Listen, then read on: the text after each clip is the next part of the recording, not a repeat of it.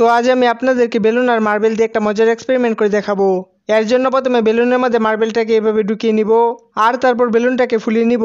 তারপর যখন বেলুনের মুখ নিচের দিকে নিলাম তখন মার্বেলটা বেলুনের মুখের মধ্যে আটকে যায় আর বেলুনের ভিতরে হাওয়া বাইরের দিকে চাপ দেওয়ার কারণে মার্বেলটা ভিতরের দিকে যেতে পারে না।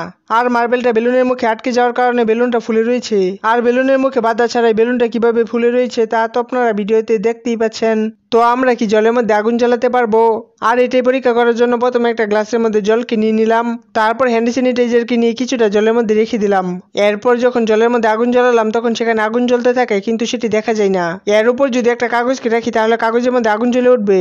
আর এর থেকেই বোঝা যায় জলের মধ্যে আগুন জ্বালানো সম্ভব। তো আমি একটা গ্লাসের উপর একটা কাঠকে রেখে দিলাম, তারপর কাঠের উপর একটা কয়েনকে রেখে দিলাম। এরপর যখন আমি কাঠের উপর জুড়ে টোকা দিলাম তখন কাঠটা সরে গেল, কিন্তু কয়েনটা গ্লাসের মধ্যে পড়ে গেল।